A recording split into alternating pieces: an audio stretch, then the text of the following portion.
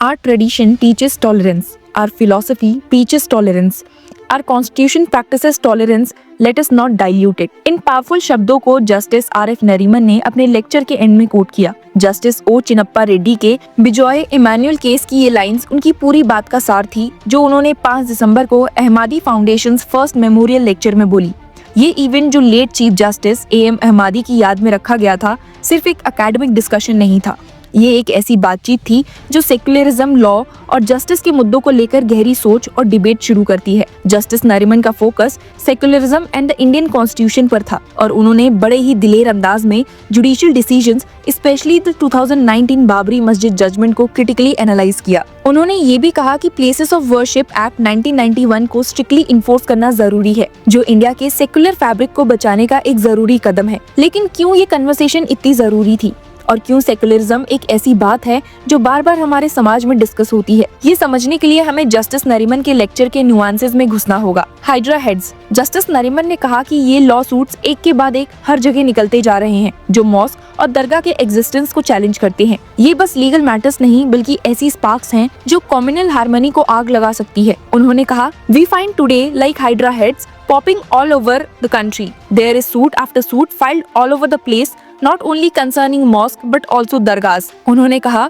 कि ये places of worship act 1991 जो 15 अगस्त 1947 के रिलीजियस स्टेटस क्वा को प्रोटेक्ट करता है, ऐसे डिवाइसिव अटेम्प्ट्स के अगेंस्ट एक लेजिस्लेटिव शील्ड है। जस्टिस नरीमन का मानना है कि इस एक्ट को स्ट्रिक्टली इन्फोर्स करने से ये सूट्स का प्रोलिफरेशन रोक सकते हैं, जो सेक्युलरिज्म के लिए एक खतरा है। उन्होंने एम्फसाइज किया, the only way of countering this is by applying these 5 pages in the Babri judgment which upheld the Places of Worship Act and having it read out before each district court and high court। ये 5 pages जो Ayodhya judgement का एक हिस्सा है, उन्होंने इन्हें supreme court के binding declaration की तरह डिस्क्राइब किया, जो सेक्युलरिज्म को एस्टैब्लिश करता है और कम्युनल कॉन्फ्लिक्ट्स को रोकने का एक टूल है। बाबरी मस्जिद जजमेंट क्या एक ट्रैवर्सिटी ऑफ जस्टिस है? इस बात पर रिफ्लेक्ट करते हुए जस्टिस नरीमन का क्रिटिक ऑन द 2019 बाबरी मस्जिद जजमेंट शार्प और नुआंस था। उन्होंने एक्सेप्ट किया कि सुप्रीम कोर्ट ने एक डेकेड्स ओल्ड डिस्प्यूट को रिजॉल्व करने की कोशिश की, लेकिन साथ ही साथ उन्होंने इस जजमेंट को एक ग्रेट ट्रैवर्सिटी ऑफ जस्टिस भी कहा। AIB क्रैक करना है, लेकिन कैसे करें स्मार्ट स्टडी और इफेक्टिव स्ट्रैटेजीज का use? No stress,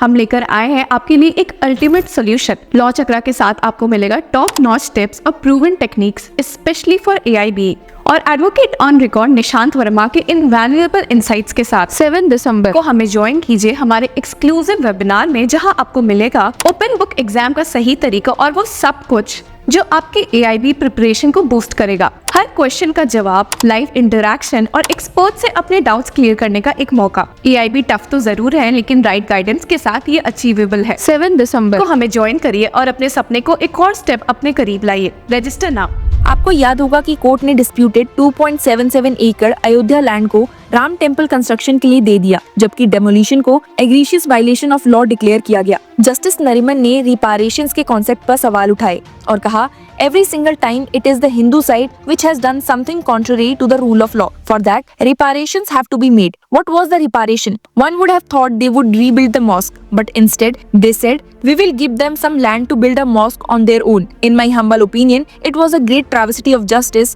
that secularism was not given its due at all by these judgments. अपने लेक्चर में जस्टिस नरीमन सिर्फ प्रेजेंट की बात नहीं कर रहे थे, उन्होंने हिस्ट्री को भी समझाया एक ऐसे स्टाइल में जो डीपली इंगेजिंग था। वो लिसनर्स को 1528 में ले गए। उन्होंने बताया कि जब बाबरी मस्जिद बनी थी और वहाँ से 1857 तक की जर्नी को ट्रेस किया, जब ब्रिटिशर्स ने इनर और आउटर कोर्टयार्ड्स को डिवाइड कर दिया। इस वॉल के बाद दोनों कम्युनिटीज वहाँ को एग्जिस्ट करती रही, हिंदूज आउटर कोर्टयार्ड में और मुस्लिम्स इनर कोर्टयार्ड में। 1949 के इंसिडेंट में जब आइडियल्स मस्जिद के अंदर रखी गई थी, इस पीस को तोड़ दिया। जस्टिस नरीमन ने एक्सप्लेन किया, इन 1949 50-60 people stormed the mosque and put idols as a result of which all Muslim prayers ceased। उन्होंने 2003 के archaeological survey of India report को भी मेंशन किया, जो शेवाइट, बुद्धिस्ट और जैन आर्टिफैक्ट्स को डिस्कवर करती हैं, लेकिन कहती है that there is no Ram temple under the Babri मस्जिद स्ट्रक्चर। नरीमन ने कहा कि फिर भी 2019 वर्डिक्ट हिंदूज को लैंड एलोकेट करता है। जस्टिस नरीमन इस रीजनिंग को क्वेश्चन करते हैं और कहते हैं, the court said that despite finding Muslims were praying from 1857 to 1949, they cannot say that they were in exclusive possession. Therefore, this is one composite whole and now belongs to Hindus. Whatever this means। उन्होंने कहा कि judiciary का role Babri मस्जिद dispute में clear नहीं था।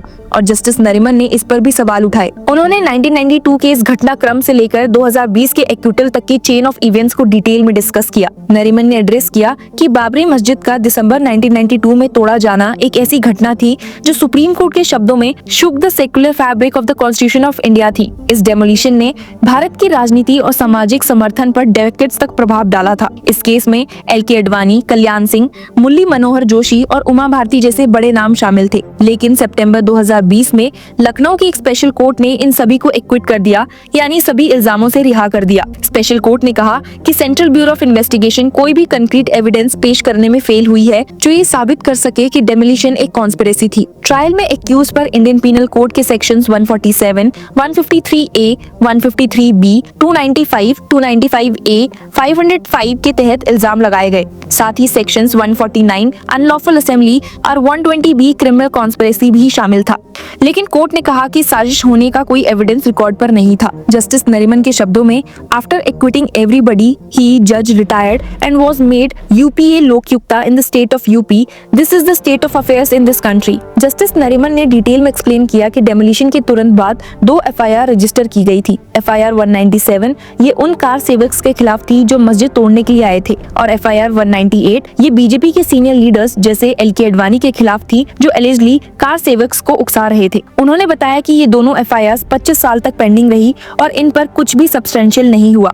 He said, until it came to me in 2017 quite by chance when I was sitting with the Justice Pinaki Chandra Ghosh, nothing had taken place with regard to these 2 FIRs for 25 years and it was astounding. Justice Nariman ने clarify किया कि trial 2 अलग-अलग courts में हो रहा था, एक लखनऊ में और एक रायबरेली में। He said, what happened was you had to constitute a special court to try these offences. This defect could have been rectified but state government did not do so. उन्होंने बताया कि due to this bifurcation criminal conspiracy के charges effectively drop हो गए थे। Justice Nariman और उनके bench ने आर्टिकल 142 के तहत एक अनप्रेसिडेंटेड जजमेंट दिया। उन्होंने बताया that we ordered that the Raebareli proceedings be transferred to Lucknow, reinstated the criminal conspiracy charge and ensured a joint trial under one special judge. Justice Nariman ने आगे बताया कि सुप्रीम कोर्ट ने इंश्योर किया कि स्पेशल जज अपना काम खत्म करे। He said the special judge applies to us again after 2 years and we said all right, we will give you a little more time. What was not known to us was he was due to retire. So again 142 came to the rescue and we made an unprecedented order that he will not retire until he gives the judgment. Justice Nariman का पूरा session इस तरह से justice Ahmadi के secularism और fairness के vision को tribute था।